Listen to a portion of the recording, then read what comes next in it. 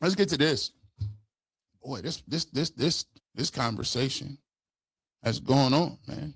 We cooking. Todd Monken also came and told you what he feel about the offensive line. Something that we ain't been talking about. Don't worry, I'll get it to you. It's my specialty. We'll get to it. Let's get to Todd Monken. He gave everything you want to hear. Everything you wanted to hear at the combine. He gave it to you. All you got to do is be willing to listen. Todd, what you think about up front? What you're looking for? Guard, tackle, center. How we doing? Like every position, right?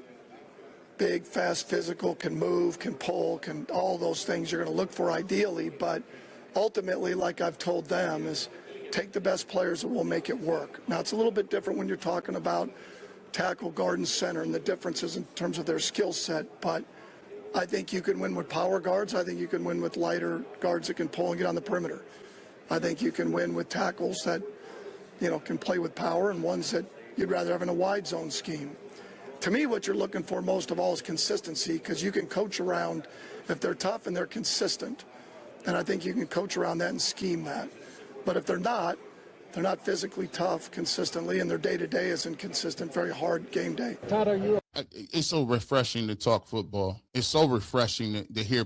See, if coaches was more like this and transparent, we can get rid of all this narrative football. We can get rid of all this just random over the top like storylines. He told you what it is. There's 3 things we need to drill down on. I loved it. People say there's no value in a position. Oh, you can't take a guard that high. Oh, you can't take a tackle. You got to have a tackle that's a mauler. Right tackle has to be a physical tackle. Left tackle has to be a guy that's going to protect the quarterback's blind side, so he has to be agile. We need guards that can move people off the football. Now, he said, listen, I told Andrew Berry, you get me a good football player that's consistent. No matter where they at, I'll take him, and I'll work with him. I'll do the rest. You can tell that he's a developer. You can tell that he's a guy that has coached a lot of different positions and understands the key to getting good football players is not about specific system stuff. That analytic stuff is jargon. He's saying, give me a good football player and I'm going to kick it. I'm going to get it done, right? Let's continue. Opposed to having multiple rookies in your starting offensive line? Doesn't phase you? Is it more of a challenge? Players, I mean, that's where we're at right now. I mean, we understand that. And so now that's where we're at. What'd he say? If they're the best players, I mean, that's where we're at right now. I mean, we understand that. And so now multiple depends on how many multiple. Two would be. Okay, there we go. Yeah, let's not go to 5. I mean, multiple is a pretty broad stroke there. More than one. Again, they're really talented rookies, then no. I mean, we started a year ago, Roger Rosengarten at the Ravens, and he did fantastic. And so I've been around rookies that can play at a high level. And you've got to do things schematically to help them out. You certainly, especially a tackle. Again, helping your tackles out, Kevin. Don't leave them on an edge, Kevin. And it don't matter. You see how the fetus nature that they talking to this man? It doesn't matter. We need linemen because we're not very good. But are you worried that if you take a lineman high, they're going to be rookies, and then can you start them and play them? Are you going to be scared to put them out there because they're rookies? Stop it. We drafted them. I done drafted and developed people, and they was ready to play. Let's go. Speaking of being ready to play, let's get to what we need to get to. Let's talk about this. He told you what he's looking for. Let's take a look at the top prospects. And here's why this is going to be something that you need to talk about from here on out. The position that you need up front from all guard, center, tackle, Browns need a bunch of linemen. So I'm not necessarily married. People say you can't take a guard at 6. If he's going to be a starting guard and a Pro Bowler, I sure can. I'm worried about good football players. If that's the best available one, let's get it within reason. Because Todd told you, we ain't about to be drafting 6 linemen. We give you 2, but we need other things. Let's take a look at who those guys may be. Now, Francis Mauigoa, that's how you spell his name. Pronounce it. Mauigoa, right? With an N. Mauigoa. So they have him ranked as the number 1 tackle. 89.5 as a tackle, right? Let me read you this summary really quickly. Maui is a tone setter who brings a physical mentality that offensive lineman coaches dream about installing in their room. His anchor and power translate immediately to the NFL. 6'6", 335. His 40 time, we now have 40 times with those guys. Now, remember, they don't need to be 40-yard dash guys, but the 10-second split is what I'm looking for. He's a junior, 5'3" in the 40, not bad. 5'3" in the 40 for a guy that's 330 pounds, not bad. 6'6", right? Have him rated number 1. Spencer Fano, have him ranked number 2. He's a tackle from Utah. They have him, he's 6'6", 308 pounds. 308 is a little light. 308 is thin dinner. You're going to have to put some weight on for me. But in terms of movement, he's the best mover in this draft class.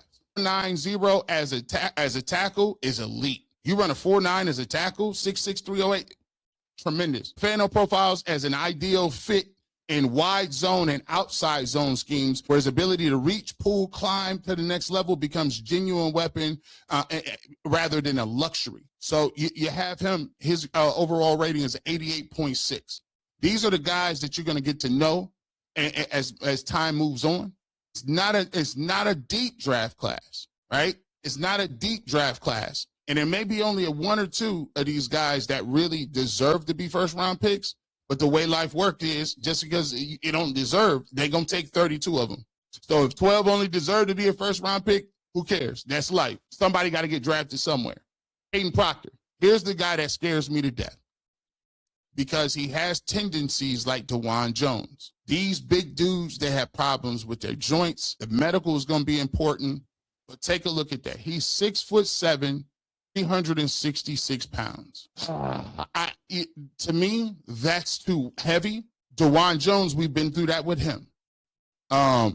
He ran a 5'1", which was at 366 pounds, is ridiculous. The thing that gets me with Proctor is I don't know if he's good enough to be a tackle. I think he can get beat with speed a little bit. I think I worry about his leverage. I think he would be a much better guard, but he's played tackle his whole life.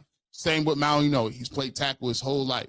Could you move him to guard? Sure, but there is a transition in that. Proctor is a rare combination of mass and movement at 366 pounds with 32-inch vertical and a quick 40. The athletic testing backs up what you see on the film. He's a mountain. If somebody can get his technique refined, get him to play a little bit lower, and to make sure that he cuts about 20 pounds off, and he could be devastating.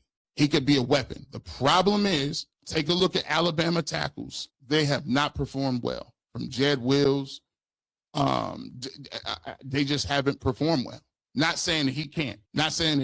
But those are the top 3 guys who you're going to be watching, right? Let's get to this. Yeah, the only underscore VT, he needs to lose 20. I would like him to lose 40 if I could. If you can get him down to 325, let's roll. But he can't play in the league at 366. It's not gonna work. Mason Graham came in like at 3-something, and he said, I can't do this. He was giving it up. Let's take a look at some of the other guys that you're gonna take a look at. Yeah, we're gonna give you that O-line breakdown. As you see right here, Maui Noah, they have him at number 1, Fano, Proctor. Now, these are tackles, right? Now, Loani is, he's the best guard on the board. Loani is a pass protection first guard in the league that increasingly values exactly that skill set. His 2025 tape is a skill, and it is a clinic tape when it comes to pass protection. 323. He ran a 5.34. Don't look at the 40 as much. You don't got these guys moving down the field. Caleb Lamu is he was rated a little higher than that. But he's the 5th. He's another tackle. 6'6". He also moved very quickly. 6'6". He ran a 5 flat. Lamu's athletic testing numbers are real, and they show up every single snap when he's asked to kick slide against speed and climb in the pocket. He's there. At Emmanuel Pregnon is 6'5", 318. They have him rated as a guard. Monroe Freeling is a tackle. And Jennings Dunker. As a matter of fact, this is a great time to get to it. Let's get to dun dun dun dun. Where's my banner for this? Let's get to this. Let's get to our super chat / call of the day. We will, if you are the winner of this, make sure you reach out to us. You will be getting this Nike shirt, Babershop, free, courtesy of the Babershop. And let's get to our call of the day. Let's get to it. G. Bush is Weird Vet.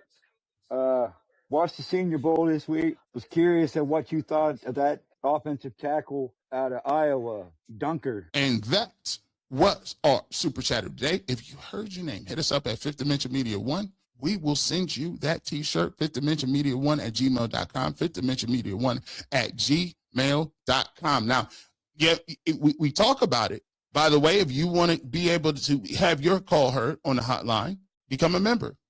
We give you access to the Babershop hotline where you can have your calls and some of your information and your calls and whatever you want to talk about. We put it on here and we put it on the show. It's available to members. Now, he asked me a specific question. It's funny. We just were talking about offensive linemen today. And you see what they got? Jennings Dunker, offensive tackle, 6'4", 325, 3 in the 40, 85.2. Dunker's a combination of raw power, grip strength, and sheer nastiness makes him a legitimate tone setter up front. I think that this dude, and it's so funny that was the call of the day, because I had already been doing research on him. And I identified this guy as a guy that I want either in the second or third round, if he's still available. 6'4", good solid 40 time. The dude is a mauler in the Big Ten. He's going to grate people. He's going to get you up out of here. And you watch him against teams like Oregon. You watch him against teams, the Penn States of the world. You watch him against teams like Indiana, and he's just physical. He's going to get you off the ball. He comes off with a nice flat back off the line of scrimmage, and he does not let people engage on outside zones. He does also a good job. All offensive linemen hold, but he does a tremendous job of keeping his hands inside so they don't see it. So let's take a look at Dunker specifically when it comes to this conversation. So let's see. He's 20. It would be 23 coming up, and he was at the Senior Bowl. So you take a look at his height, weight, hands, 40 time. You know, he does a really good job of, like I said, punching, grasping. He does a good job of coming off the football. He moves people. He don't get too many stalemates up front. He needs to work on his footwork a little bit, but that's something you can get. I think his head is in a block sometimes when he kind of overextends and pass protection. But he's your typical mauler up front. He's the guy that you want to run inside zone. If the Browns want to run Quishon Judkins, they need to have a guy like this moving, right? His draft projection is a mid-second round pick. And ESPN rating have him 80 out of 100. 24/7 Sports has him at 88 out of 100. And Rivals has him at a 92%. So you see it. He's a really good player. I would more have him at right tackle than left tackle because I want to move people out the way. But great call. That was the call of the day. And this is your boy Dunker. And he got a nice name. I like people getting dunked on. Let's talk about this, though. This also shows you who's the best athlete, right, out of these guys. So you can kind of see where the 40 times are. The 40 times are on the left hand of the axis. On the bottom the axis is their weight. So take a look at the fact that, look at Caden Proctor. This man is the heaviest dude, right? But he ran a faster 40 than somebody. That's wild. That was 320 pounds. That's crazy. So when you look at the way he's doing, Maui Noah was moving too. 5'3" in the 40, 333 pounds. Just take a look at how these guys move. Take a look at how these dudes is moving. This is crazy. Somebody ran a 4.85. Roger Kearney, he ran a 4.85, and he is 310 pounds. That is tremendous. That is freaking awesome. So you're gonna hear those names. We'll be breaking that down. We've been doing our receiver breakdowns, so you will get an opportunity to check those out. We will be doing offensive lineman breakdown as well. But speaking of receiver, I told you we're breaking it all down today. I think I'm cooking. I believe I'm cooking. Browns told you what they like at receiver. Browns been talking a lot of ball. See, this is all football. Browns been talking ball today. Andrew Berry was at the combine, and me and Ty has been going back and forth trying to figure out what's best in Todd Monken's playbook, what's best for the Browns. Andrew Berry, he came up and said, hey, bro, don't try to pigeonhole me into nothing. I like guys that can catch the football. Competition all up and down the roster, and no different at the quarterback position. I think Shedeur did some really nice things as a rookie. Had his typical rookie struggles, like we saw with all the rookie passers this year, and we're looking forward to seeing him make strides as we move forward. What that room looks like. I wish I had a crystal ball, but I can't predict that right now. What it'll look like as we get to May and as we get to OTAs, but that doesn't scare us. We look at it as an opportunity, and certainly we're looking forward to seeing the growth that Shedeur makes. Yeah, and is that something that you and Todd Monken has been able to come together and look at? Because Dylan Gabriel's still in that room as well, right? Who was drafted before Shedeur Sanders. So do you envision signing a veteran presence to compete with those guys this season? I think that's all yet to be determined, to be honest with you. I think a big part of the next few weeks is not only getting to know the veteran market, but the draft class as well. And weighing that against your internal options as well. Todd and I have talked a lot about quarterbacks. He's looked at those guys intently. The three guys that we have in the room, we'll continue to work at it, and we'll see where we land in the next few months. This is just another receipt. That don't sound like people move. That don't sound like he's like hey, what about the quarterback position? First and foremost, these dudes be cracking me up, guys. And I don't begrudge him. I don't begrudge the dude that made the comment, because look, these is national dudes. They're not in the weeds with that. I mean, I would probably ask a question like that too if I didn't really have been catching up. If I hadn't been catching up on what they was talking about, I probably wouldn't know that too. But it doesn't matter where you were drafted. Like the fact that this is how it's old, but you're still talking about Dylan Gabriel somehow having a leg up because he was drafted over Shedeur Sanders. That talking point is dead and gone, bro. Like, dude, it don't matter where you was drafted. It matters what you are and where you are right now. What does that have to do? None of that matters after I seen you play. It don't matter where I picked you. Like, that's like being like, yeah, man, I decided to take this young lady out on a date, and I took her out based on the picture. But once I got to the date, her attitude was terrible. Am I going to go back on a date with her again because I chose her over somebody initially? No, I'm not going to choose. This is Love Connection. Remember old school Love Connection? Where you go on a date, you tell about the date, and then you say, hey, we'll pay for another date if you want to go back out. And both of them got to say yes. Well, in this case, yeah, they dated Dylan Gabriel. They took him out to eat. They got to the restaurant. Then you found out it was boring. That's not going to work. Does that mean you're going to give this person a second date over somebody else because you chose them first? No. Only thing that matters is what happened when you got to the date. It wasn't popping. What's the name, man? Let me see if this is the right one. Let me see if this is the right one. Let me see if this is it. One, probably a better question for Todd, tomorrow when he hits the. I think the biggest thing that we want to see from. Let me see. Is this one? Let me see. Let me see. I think it's simple. Like, hey. Here we go. Hey, Andrew Berry told you what type of time he was on. You talk about these receivers. What did he say? I think it's simple. Like, hey, get open, catch the ball, make plays with the ball in your hands. Like, don't really necessarily care how a guy does it, but look, we all want receivers who can get open, catch it, and create after they have in their hands. Hey, Jerry, he talking to you? No, he ain't talking to you. Why is this look, somebody need to work on this. Somebody need to work on this. Have y'all been having this too? These iPhones, bro, is homing devices, bro. These joints right here, I'm telling you, somebody is listening. These dudes, Didn't nobody ask Siri or Levitra or Google or I didn't ask you to listen to me. I don't know what you're talking about. Nobody asked you to listen to me, dog. We gotta figure something out here. But Jared, you might want to catch this football. What'd he say? I think it's simple. Like, hey, get open, catch the ball, make plays with the ball in your hands. Like, don't really necessarily care how a guy does it, but look, we all want receivers who can get open, catch it, and create after they have in their hands. That was pretty succinct. So let's talk about who does that, huh? Let's talk about who gets it. They've been told. They've been told. Let's talk about Carnell Tate was in the building.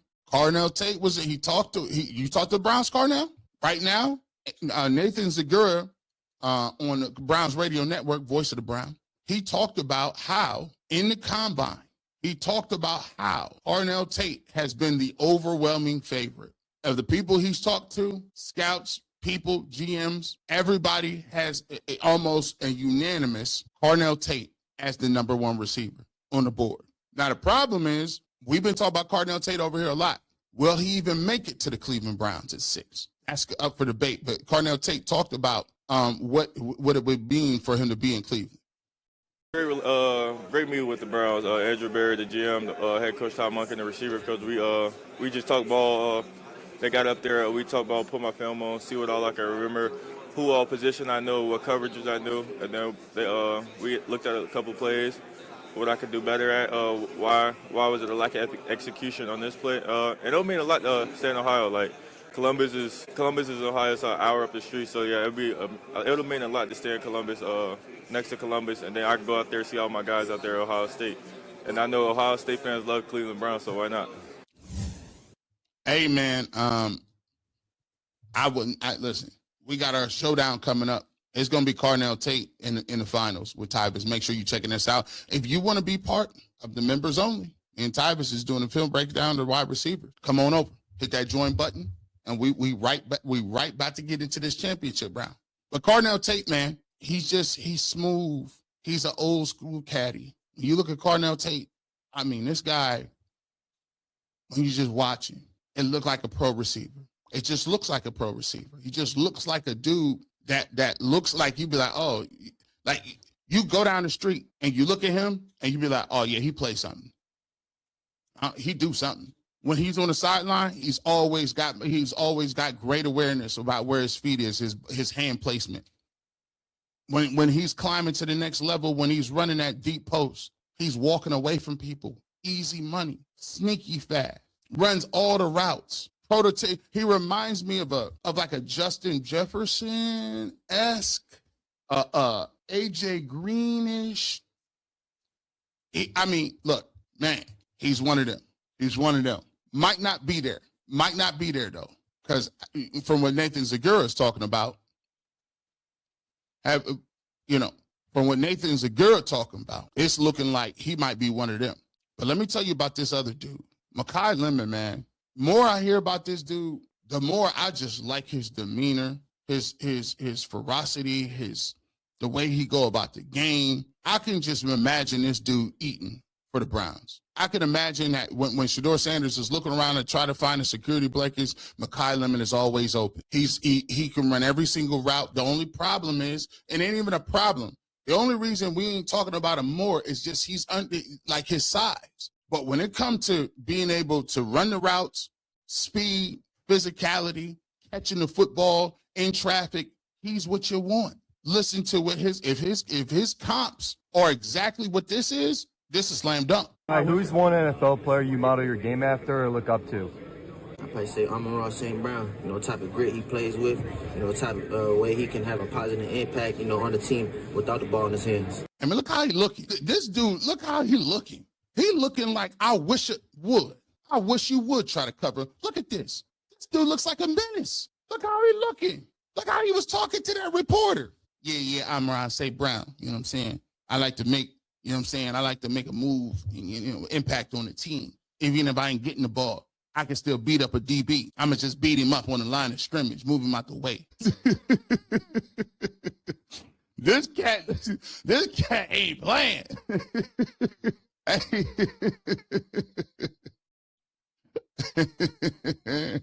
Makai, who's one NFL player you model your game after or look up to? I probably say Amon-Ra St. Brown, type of grit he plays with, type of way he can have a positive impact, on the team without the ball in his hands. Man, he about to slide after this press conference, man. Man, this dude, look, bro, is you an OTF? This dude might be from O-Block. Man, are you know King Von? Yeah, bro, you look like you about everything. You look like you about all of it. Like all that smoke. Here we go. Hey, listen, look how we looking. Makai, who's one NFL player you model your game after or look up to? Boy, we ain't gonna stereotype you, bro, but hey man, I like one of these on the field. I like this. I like what you talk about. If you give me this on the football field, sheesh, it's a lot of Chicago in this. I say Amon-Ra St. Brown, type of grit he plays with, type of way he can have a positive impact, on the team without the ball in his hands. Yeah, man. Yeah, he's one of them. Amon-Ra went to California. Listen, he one of them. You see what I'm talking about? He ain't gonna play with you. He's not gonna play with you. He gonna block. You can give him some reverses. Yeah, listen, he might come back to the huddle and 12 say, I gotta get him the ball. We gotta, you know what I'm saying? We gotta slide for Makai Lemon. Hey, man. But we got one more, though. Here's the third guy, Jordan Tyson. Jordan Tyson, boy. Let me tell you. This is a make or break pick for Andrew Berry. He's had one good draft class, and it was last year. So if you do go wide receiver with pick number 6, you have to show that you can make that assessment of talent and hit on a wide receiver. Do you go with Carnell Tate? Browns fans love him. Ohio State product says he would love to stay in Ohio. I think he's a safe option, good hands, good route running, experienced, makes it look effortless. Then you have Jordan Tyson, who, if it weren't for the injuries, he'd probably be the best wide receiver in this draft class. Deion Sanders endorsed him, says he loves him. If Prime endorsed you, you got to be on the board. If Prime endorsed you, see, who's this young man? This young man, do you know something? He the first person to catch up. Prime just don't say stuff to say it. Prime just don't show up to show up. Prime letting you know. This is what we talking. This is what type of time we on. Jordan Tyson got a connection. He got a connection. Jalen Tyson is his brother. Cleveland Cavaliers small forward. Sometime at Colorado. He's electric to watch. He can do it all. Or Makai Lemon. Very shifty. Slot receiver. Looks like the next Amon-Ra St. Brown. Hold on. Or Makai Lemon. You got the ski mask on too? Oh, yeah. Yeah, he won. He a real one. He got the black spat on, the black tape. Yeah. He not going to play no games. He not playing games with you. I like Jordan Tyson, but he stayed injured. You're right. Jordan Tyson be staying injured. He, like the rest of these two, they ain't injured like that. As a matter of fact, Makai Lemon injures people. He's not in the business to get injured. He's trying to put hands on you. Very shifty. Slot receiver. Looks like the next Amon-Ra St. Brown, and a guy that will succeed in today's NFL. And so Barry's got to have to make that pick. I do think offensive line is your biggest need, though. So if you're going wide receiver early, you have to have a plan to figure that out in the offseason. But let me know your favorite wide receiver in the comment section. Yeah, man. Hey, shout out to he had the shiesty on. We had to ban them in all malls. No, we had to ban them in schools. And guess what? We ain't ban them on the football field. I like the energy, Makai. I like the energy. We need one of them, boy. He looked like he might fight you, his teammate, before practice if he ain't practicing hard enough. You might have to squabble up with him prior to practice. You might have to shoot the fair one just on your practice standards. Nah, bro, shoot me, run me my fade, dog. Run me my fade real quick. They're like, for what? What you talking about? Yeah. That last rep was nasty work. Run me my fade. With Kendrick Lamar in the background, squabble up. Oh, man. Y'all funny. Speaking of, if you haven't checked it out, if you have not checked it out, let me put this up. This is a great one. So my beautiful co-star, we got to put it up for you guys, man. We've been doing food blogs, and it's been so great that we've decided we're going to continue to do it. So coming up here, we got a great show planned for you. We going around to local places in Cleveland, and we trying to show you every restaurant in Cleveland, from the good places, romantic spots, date nights, soul food, fine dining. We are going to every one of your buildings in Cleveland to show up, because when you guys come into town, you can pull up the list and tell them this is where you need to go. You can check this out. It's just not a place where we do fine dining and go to wineries, and we go to a lot of places because it's good food everywhere. It's good food. It's good people everywhere. And we got an episode that we just did yesterday, right? Off the blue, right? Here we go. Where is it at? We went. Is this the best soul food spot in Cleveland? Is it? That episode will be up tonight. Me and Rosie pulled up, and I'm going to tell you what. This place, what's the name of the place? Grill 55. Grill 55 in South Euclid. Boy, we pulled up, and we got a great surprise, because this place might be one of the hidden gems. If you're in town, check it out. We got a new series. Make sure you subscribe to it. We're everywhere. If you want a food review, you want to know where to eat, you want to know where to go, we've been doing a lot of these shows. So, matter of fact, we appreciate your support. One got over 10,000. One got over 10,000, and we didn't even think it was going to be that. We didn't even think it was going to be. We got another one. As you can see, Cleveland Best Lakeview Eats. You want to go to a beautiful scenery place? That is up on the website as well. Make sure you check it out. And then finally, we got another one that we dropped. We did this earlier. Best date night in the game. If you want to come out here for date night, you want to do some things, make sure you check us out. So we got 3 of those episodes up. We appreciate it if you support it. A lot of people had some comments in there talking about how they enjoyed this. We're gonna give you more content everywhere. And as always, you never know where Jeebus might show up. Radio, television, internet. But if you want the next, you want the fresh cut on sports, I keep the Clippers with me. Have a good rest of your evening. Have a good rest of your afternoon. Have a good rest of your weekend. And as always, make sure you check out my food blog. And then on top of that, it's always Go Brown.